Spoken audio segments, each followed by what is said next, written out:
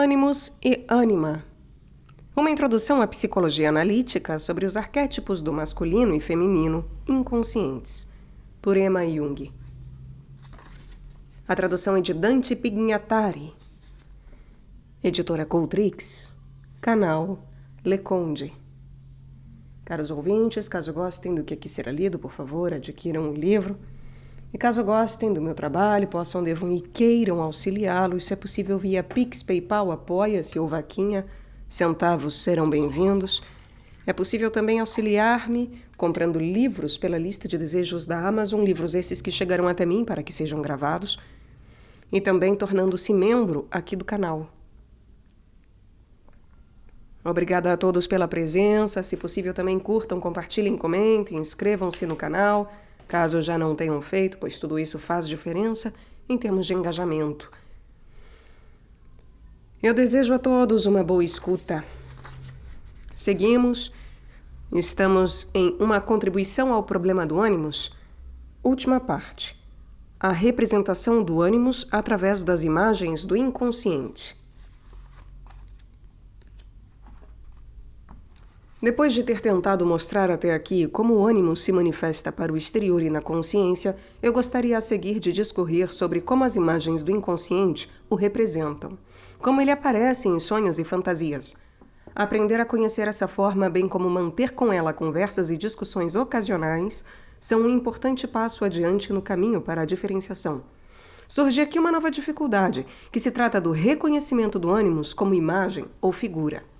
Esta consiste em sua multiplicidade de formas. Nós ouvimos de homens que a ânima quase sempre surge com formas bastante determinadas, acontecendo isso de modo mais ou menos semelhante com todos os homens. Como mãe ou amada, irmã ou filha, senhora ou escrava, sacerdotisa ou bruxa. Com os respectivos sinais contraditórios de um ser claro e escuro, prestimoso e pernicioso, elevado e baixo. Na mulher, pelo contrário, emerge ou uma quantidade de homens, um bando de pais, um conselho ou um tribunal, ou ainda uma assembleia de homens sábios, ou então um artista transformista que pode assumir qualquer forma e que faz uso abundante dessa capacidade. Esclareço essa diferença para mim mesma da seguinte maneira. O homem tem a experiência da mulher, na verdade, apenas nas personificações citadas acima, como mulher ou amante, irmã ou filha, senhora ou servidora, etc. Na verdade, portanto, sempre de uma maneira que se relaciona com ele. Estas são as formas sob as quais sua existência se deu desde sempre. A vida do homem, ao contrário, assumiu formas variadas, já que sua tarefa biológica lhe deixou tempo para muitas outras coisas. No que se refere às variadas áreas das atividades masculinas, o ânimos pode surgir como representante ou mestre de qualquer tipo de poder ou saber. É característico da figura da ânima que todas as suas formas sejam, ao mesmo tempo, formas de relacionamento. Mesmo quando ela aparece como sacerdotisa ou bruxa, esta se encontra sempre em uma relação especial com o homem, cuja ânima ele incorpora, de modo que ela ou lhe confia um segredo ou enfeitiça. Eu me lembro da She, de Heidegger, em que até mesmo a relação especial é apresentada como milenar. Na figura do ânimos, por outro lado, tal relação não tem que ser necessariamente representada. De maneira correspondente à orientação prática do homem, característica do princípio do logos, essa figura pode aparecer de forma pura e absolutamente objetiva e não relacionada, como sábio, juiz, artista, piloto, mecânico, etc., e não é raro que ela surja apenas como o estranho. Talvez justamente essa forma seja sobretudo característica, pois para a alma puramente feminina, o espírito significa o estranho, o desconhecido. Parece-me que a capacidade de assumir formas diversas é uma propriedade do espírito que expressa algo semelhante à mobilidade, isto é, a propriedade de percorrer grandes distâncias em um curto espaço de tempo, que o pensamento tem em comum com a luz e com o qual o ideal do pensamento de que falamos acima está relacionado. O ânimos, portanto, com frequência aparece como piloto, motorista, esquiador ou dançarino, quando justamente essa leveza e velocidade devem ser acentuadas. As duas propriedades, a capacidade de metamorfose e a rapidez, podem ser encontradas em muitos mitos e contos de fadas como propriedades de um deus ou de um mago. Wotan, Senhor dos Ventos e chefe da Horda dos Espíritos, que eu já mencionei, Loki, o Flamejante, e Mercúrio, com os sapatos alados, representam todos eles esse aspecto do Logos, que se movimenta com vivacidade imaterial, que de certa maneira é apenas dinâmica, sem propriedades físicas, e que expressa possibilidade de forma, sendo ao mesmo tempo um espírito, que flutua para onde quer. O ânimo surge personificado em sonhos e fantasias, sobretudo na forma de um homem real, como pai, amante, irmão, professor, juiz, sábio, como mago, artista, filósofo, erudito, engenheiro, monge, sobretudo jesuíta, ou como comerciante, piloto, motorista, etc. Em suma, inteiramente como um homem caracterizado de alguma maneira por capacidades espirituais ou por outras qualidades masculinas.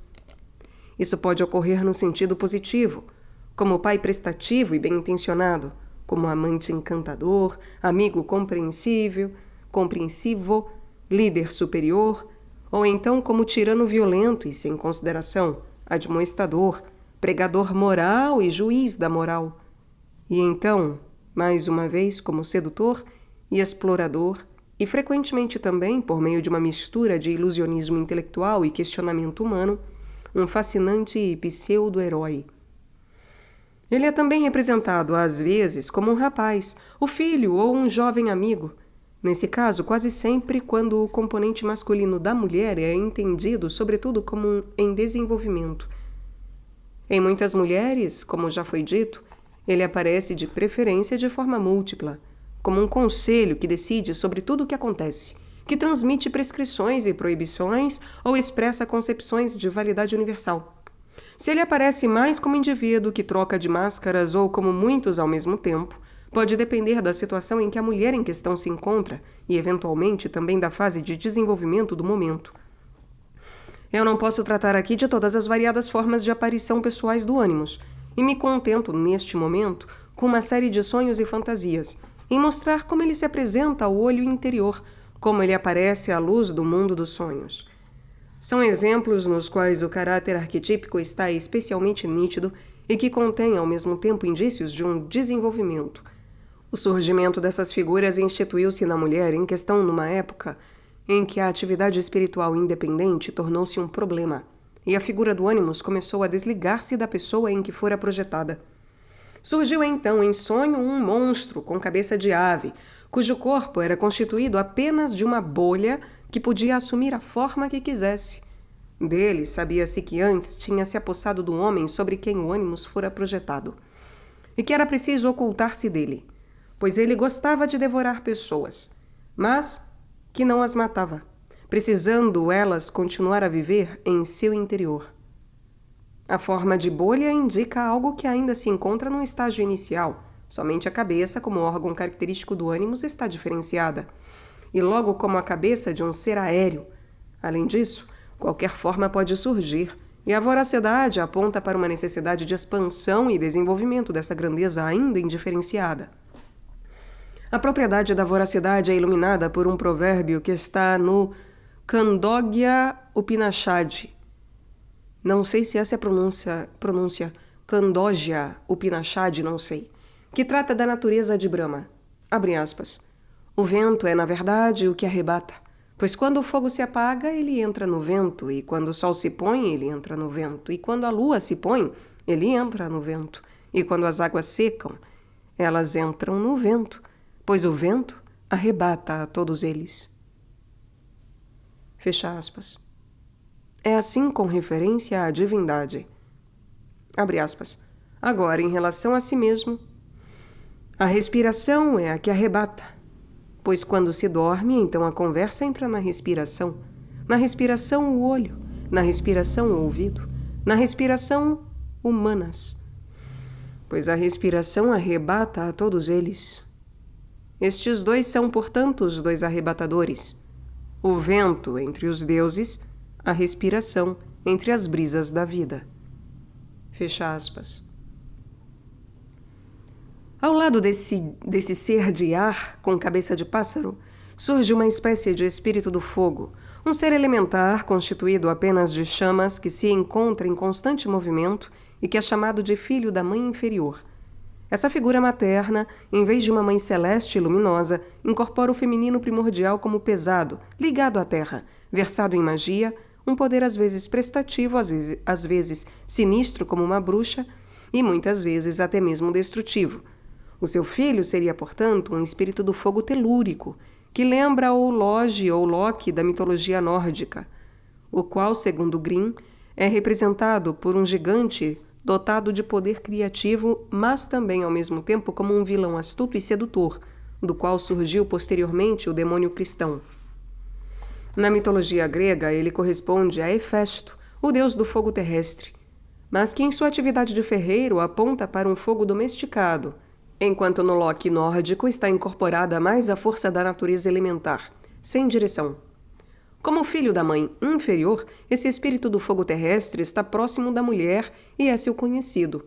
Ele se manifesta de maneira positiva em atividades práticas, sobretudo na manipulação da matéria e também em sua elaboração artística, e de maneira negativa em estados de tensão ou em explosões de afeto, e muitas vezes de maneira duvidosa e fatal como aliado do feminino primordial, como instigador ou energia auxiliar daquilo que geralmente é conhecido sob a denominação de arte diabólica ou do feitiço feminino. Seria possível caracterizá-lo como logos baixo ou inferior, em oposição a um logos superior elevado, que está esboçado no ser de ar com cabeça de ave, e corresponde ao deus do vento e ao espírito Votan, ou ao guia de almas Hermes da mitologia, que não descendem da mãe inferior, pertencendo sim a um pai distante e desconhecido. O motivo da mudança de forma retorna em um sonho subsequente, no qual é mostrada uma imagem com o título Urgo, o dragão mágico. Nela está representado um ser semelhante a uma serpente ou um dragão, com uma menina que se encontra em seu poder. O dragão tem a capacidade de se expandir em todas as direções, de forma que a menina não tem nenhuma possibilidade de escapar do alcance do monstro, já que a qualquer movimento da menina ele se estica para o lado correspondente, impossibilitando assim a sua fuga. A menina é uma figura que sempre se repete em todos esses sonhos e fantasias, que pode ser concebida como alma mais ou menos no sentido de individualidade inconsciente. Na nossa imagem onírica, ela está apenas esboçada como uma sombra, com traços faciais irreconhecíveis, mas ainda assim totalmente em poder do dragão. Cada um dos seus movimentos é observado e medido por ele. Não parece ser possível livrar-se dessa situação. Mostra-se, no entanto, um desenvolvimento do sonho na seguinte fantasia. Um artista mágico exibe suas bailarinas para um príncipe indiano, e estas, hipnotizadas pelo mago, dançam uma dança de metamorfoses, em que elas, tirando um véu após outro em colorida alternância, simulam ora animais, ora pessoas. Mas apesar de estarem hipnotizadas pelo mago, o príncipe exerce um efeito misterioso sobre elas.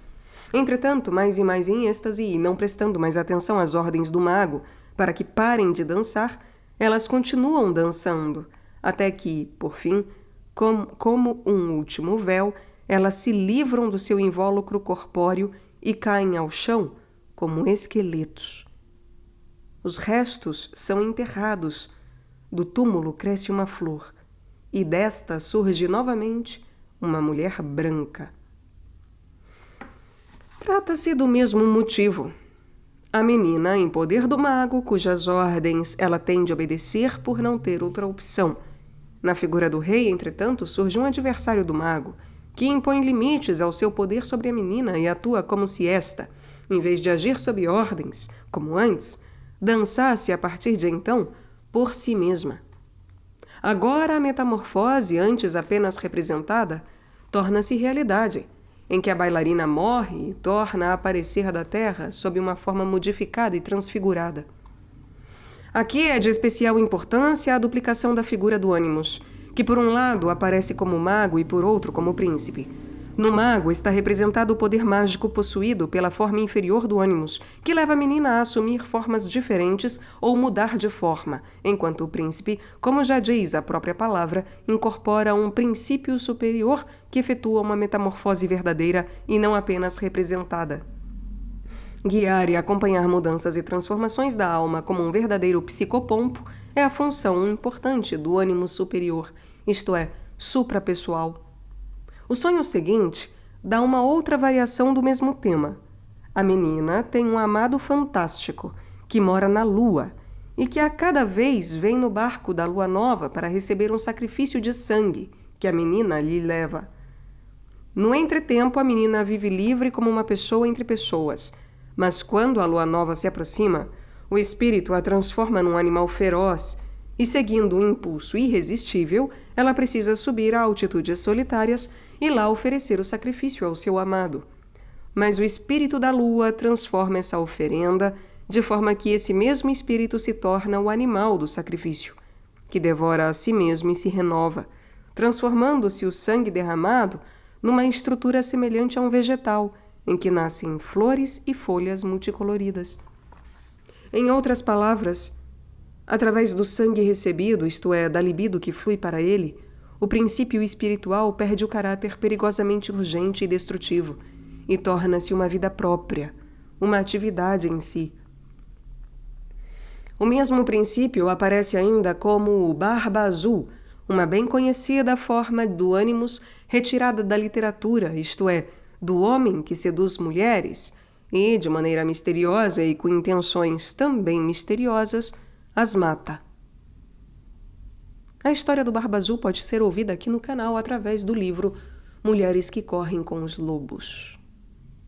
Em nosso caso, ele caracteristicamente tem o nome de Amandos. Ele atrai a menina à sua casa, dá-lhe vinho para beber e depois a leva a um aposento subterrâneo para matá-la.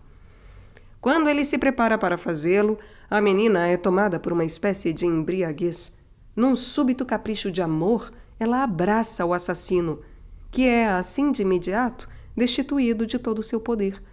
E com a promessa de, no futuro, ficar ao seu lado como espírito prestativo, dissolve-se no ar. Assim como a urgência espiritual do noivo lunar desaparece com sacrifício de sangue, aqui o seu poder é destruído pelo amor, pelo abraço dado no temido monstro. Vejo nestas fantasias indícios de uma importante forma de manifestação arquetípica do ânimos, para as quais temos, do mesmo modo, paralelos mitológicos, e justamente no mito e culto de Dioniso. O entusiasmo estático de que eram tomadas as dançarinas da nossa primeira fantasia, e que é superado pela menina na história do Barba Azul Amandos, é uma aparição característica do culto dionisíaco. Nele são principalmente mulheres que servem ao deus e que são tomadas pelo seu espírito. Rocher salienta ser característico de Dioniso ser servido por mulheres, divergindo da prática usual em que o deus é atendido por pessoas de seu próprio sexo. Na história do espírito da lua, é na oferenda de sangue e na transformação da menina num animal que podem ser encontrados paralelos com o culto de Dioniso. Neste, animais vivos eram sacrificados ou destroçados pelas mulheres enfurecidas. Neste último caso, um delírio selvagem infligido pelo deus. As festas dionisíacas diferenciam-se também do culto aos deuses olímpicos pelo fato de que ocorriam à noite em montanhas e florestas, como o sangue derramado ao espírito da lua em nossa fantasia tende a ocorrer à noite em uma montanha. Nesse contexto, deve-se mencionar ainda algumas figuras literárias bem conhecidas, como, por exemplo, a do holandês voador, o caçador de ratos de Hamelin, o aguadeiro ou rei dos elfos das canções populares, que com suas melodias atraíam moças a seus reinos aquáticos ou na floresta, e também o estranho na Mulher do Lago, de Ibsen, é uma dessas figuras em versão moderna. A figura do caçador de ratos deve ser observada mais de perto como representante característico dessa forma do ânimos. A história do caçador de ratos é conhecida. Com a sua melodia, ele atrai ratos de todos os cantos, de tal forma que eles têm que segui-lo. Mas não somente os ratos. Também as crianças da cidade que não quiseram gratificá-lo por seus serviços são irresistivelmente atraídas por ele, que faz com que desapareçam em sua montanha. Pensa-se aí em Orfeu, que tocava sua lira de forma tão prodigiosa que homens e animais tinham de segui-lo. Este ser atraído irresistivelmente e ser levado a algum lugar distante e desconhecido, água, floresta, uma montanha, é, segundo me parece, um fenômeno de ânimos típico, ainda que difícil de ser esclarecido, já que ele, ao contrário das outras naturezas do ânimos, não leva à consciência, mas ao inconsciente, como deixa entrever o desaparecimento na natureza ou no mundo inferior. O espinho de sono de Odin faz parte do mesmo fenômeno. Quando alguém era tocado por ele, mergulhava num sono profundo. Um sonho profundo. Na peça de teatro inglesa Mary Rose, de James Barrie, esse motivo está representado de forma bastante impressionante. Mary Rose acompanhou seu marido a uma pescaria. Em uma pequena ilha chamada The Island That Wants to Be Visited, ela deve esperá-lo. Enquanto espera, ela ouve chamarem pelo seu nome, segue a voz e desaparece, para nunca mais voltar. 20 anos depois ela retorna, da mesma forma como era antes, quando havia desaparecido, e acreditando ter passado apenas algumas horas na ilha, quando, evidentemente, foram anos. O que está ilustrado por esse desaparecimento na natureza ou no mundo inferior ou em ser tocado pelo espinho do sono manifesta-se na vida cotidiana, em que, como se irresistivelmente atraída de algum lugar, a libido desaparecesse da consciência e dos usos da vida, indo para um outro mundo, em geral, totalmente desconhecido. O mundo no qual se desaparece, nesses casos, ou é um mundo de fantasia ou de contos de fadas mais ou menos consciente, no qual as coisas são como se deseja, ou então está estruturado como um refúgio para compensar as agruras do mundo exterior. Mas muitas vezes descobre-se também nesses lugares distantes e profundos que nada que pertença a ele penetra na consciência em vigília, e também que depois que se volta a si, não é possível dizer o que aconteceu nesse entretempo. Se se quisesse caracterizar de maneira mais precisa o tipo de espírito que atua nessas aparições, poder-se-ia compará-lo ao espírito da música. A atração e o arrebatamento são também, com muita frequência, como no caso da história do caçador de ratos, efetuados por meio da música. A música, portanto, pode ser entendida como uma objetivação do espírito, que nem expressa conhecimento no sentido usual, lógico e intelectual, nem se realiza materialmente, mas significa uma representação manifesta dos contextos mais profundos e da mais inabalável regularidade. Nesse sentido, a música é espírito, e espírito que leva a lugares escuros e remotos, não mais acessíveis à consciência, e cujos conteúdos quase não podem mais ser concebidos com palavras, mas sim por meio de números, por estranho que pareça, e também ao mesmo tempo e sobretudo através de sentimento e sensibilidade. Esse fato, ao que tudo indica paradoxal, mostra que a música tem condições de permitir o acesso a profundezas onde o espírito e a natureza são ainda ou, novamente, um. E por isso ela se constitui numa das formas principais e mais primitivas na qual a mulher vive o espírito de modo absoluto. Daí também o importante papel que a dança e a música, como formas de expressão, representam para a mulher. A dança ritual está claramente baseada em conteúdos espirituais.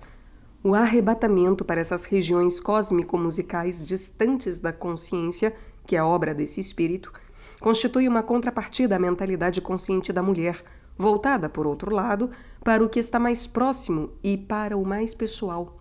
Mas de forma alguma trata-se de uma experiência inofensiva, ainda inequívoca, pois, por um lado, ela pode significar simplesmente tornar-se inconsciente, o que não passa de um mergulho numa espécie de estado de sono, crepuscular, um retrocesso à natureza, que equivale a uma regressão a um nível inconsciente anterior e que por isso não tem valor, podendo ser até mesmo perigoso.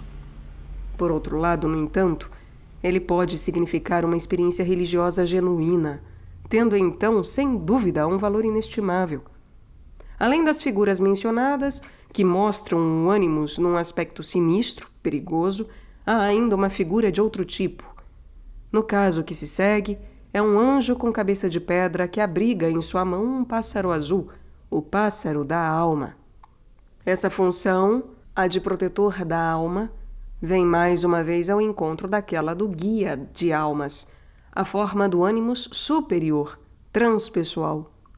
Essa forma superior do ânimos também não se deixa transformar em uma função subordinada à consciência, permanecendo uma grandeza sobreposta que deseja ser reconhecida e respeitada como tal. Na fantasia das dançarinas acima mencionada, esse princípio masculino espiritual, superior, está incorporado na figura do príncipe. Trata-se, portanto, de um soberano, não no sentido de um mago, mas no sentido de um espírito superior, que não traz em si nada de telúrico e noturno, que não é filho da mãe inferior, mas o representante, o enviado de um pai distante e desconhecido, um poder luminoso, suprapessoal. Todas essas figuras têm o caráter de arquétipos, daí os paralelos mitológicos, e são consequentemente mais impessoais ou suprapessoais, mesmo que também estejam voltados para um lado do indivíduo e estejam em relação com ele.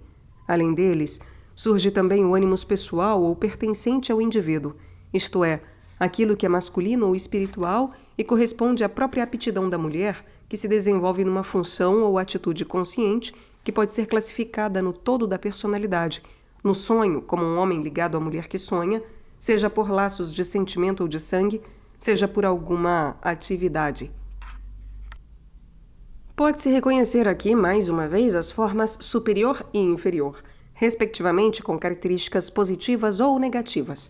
Às vezes ele é um amigo ou irmão há muito procurado ou esperado, um professor que a instrui, um sacerdote que executa com ela uma dança ritual ou um pintor que deve retratá-la. E então, novamente, um trabalhador chamado Ernest vem morar em sua casa e um ascensorista chamado Constantin entra a seu serviço. Às vezes ela tem que se ater a rapazinho malcriado e rebelde. Precisa ter cuidado com um jesuíta tenebroso, ou comerciantes mefistofélicos encomendam-lhe todo tipo de coisas magníficas. Um ser independente, mas que apenas raramente emerge, é a figura do estranho. Em geral, apesar da sua estranheza, esse conhecido desconhecido traz uma mensagem e uma ordem como enviado do distante príncipe da luz. Com o tempo, as figuras aqui descritas tornam-se formas confiáveis, como é o caso com pessoas do mundo exterior de quem se está próximo ou a quem se encontra com frequência. E aprende-se a compreender por que cada vez aparece uma ou outra. Pode-se conversar com eles, recorrer aos seus conselhos ou à sua ajuda, tendo-se, entretanto, frequentemente de se defender de suas intervenções inoportunas e de se zangar com a sua rebeldia. E deve-se estar sempre muito vigilante para que essas formas de aparição do ânimos não tentem tomar o poder e dominar a personalidade.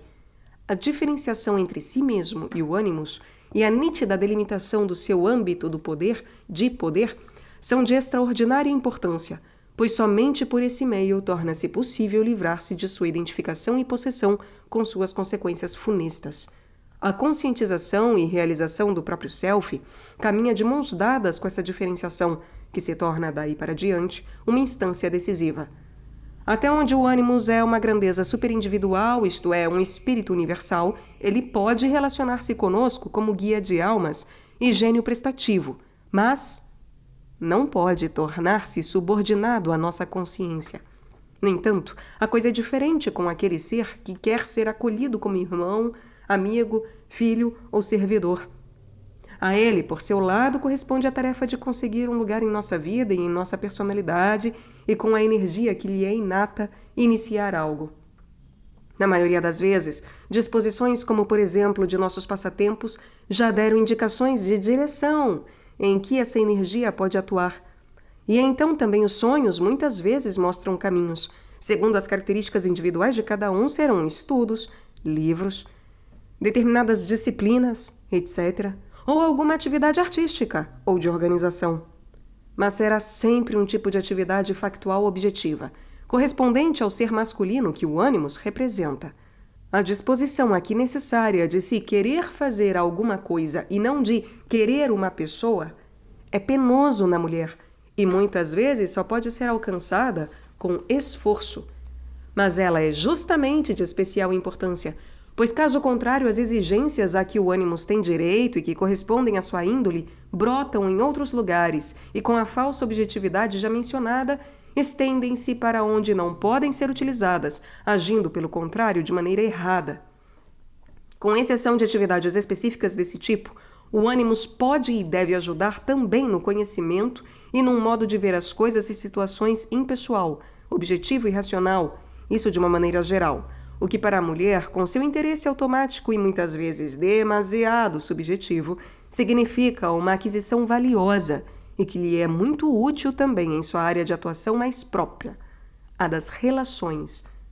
Assim, por exemplo, esse seu componente masculino a ajuda a compreender o homem e, isso é sobretudo salientado aqui, o ânimos, atuando de maneira autônoma com sua inapropriada objetividade, o que tanto perturba as relações humanas, é muito importante também, justamente pela sua prosperidade, pela capacidade de colocar-se de modo impessoal e objetivo.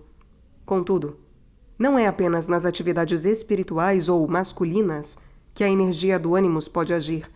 Ela, sobretudo, possibilita também a formação de uma atitude espiritual, que liberta da limitação e acanhamento naquilo que é intimamente pessoal. Que confiança, que ajuda ele proporciona quando, por necessidades pessoais, queremos elevar-nos a pensamentos e sentimentos suprapessoais, parecendo o próprio sofrimento mesquinho e fútil quando comparados a eles. Para se alcançar tal atitude e poder cumprir as tarefas que se apresentam, é necessário, sobretudo, disciplina, que para a mulher, em seu ser ainda muito ligado à natureza, é bastante mais difícil que para o homem. Correspondentemente, o ânimos é também um espírito que não se deixa atrelar a uma carroça, como um cavalo manso. Com demasiada frequência, ele tem o caráter de um ser elementar, que ou permanece numa letargia plúmbia, ou perturba e confunde com a sua exuberância flamejante, ou então nos leva consigo voando com o vento. Aqui é necessária uma conduta rigorosa e implacável, que doma o que é solúvel, o que é volúvel e sem direção, e força a obediência e ao trabalho consequente.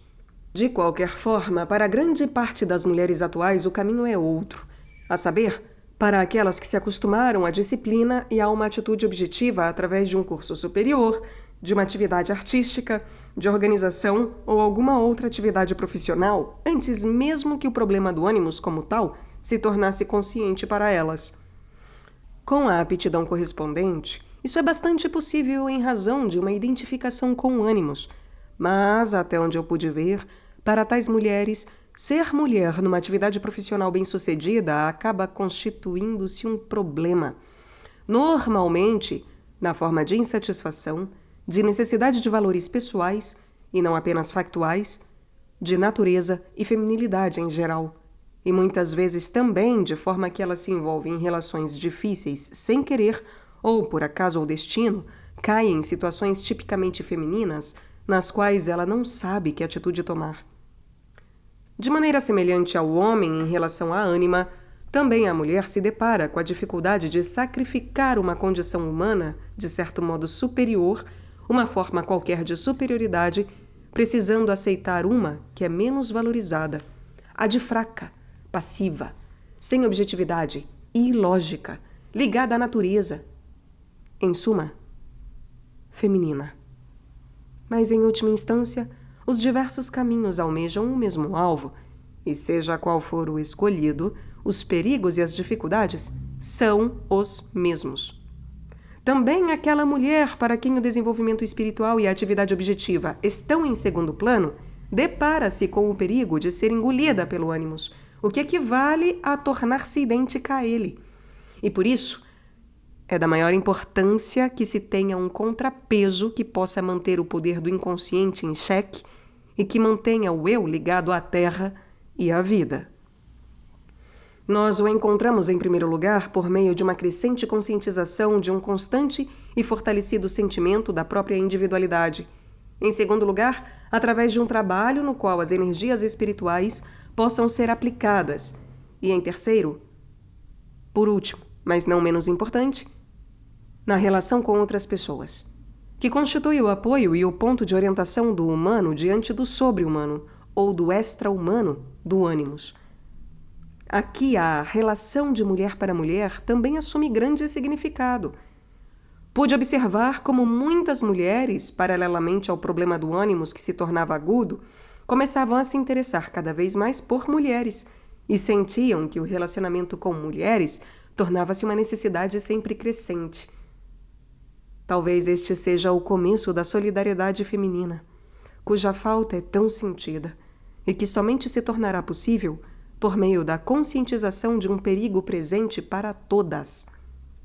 Aprender a valorizar e acentuar os valores femininos é a condição prévia para que nós, como nós mesmas, possamos resistir ao poderoso princípio masculino em seus dois aspectos, interno e externo, que, quando consegue domínio absoluto, ameaça o campo primordialmente próprio da mulher, a área em que ela pode produzir o que tem de mais próprio e melhor, colocando em perigo a sua própria vida. Quando se consegue se diferenciar do ânimos e se afirmar em relação a ele, em vez de se deixar devorar por ele, então o ânimos deixará de representar apenas um perigo, tornando-se, ao contrário, uma energia criativa. E nós precisamos dela, pois, por mais estranho que isso possa parecer, somente incorporando esse ser masculino da alma para que ele aí exerça a função que lhe cabe, só aí será possível ser realmente mulher no seu sentido mais elevado. E, já que ao mesmo tempo somos autênticas, cumprir nosso próprio destino humano.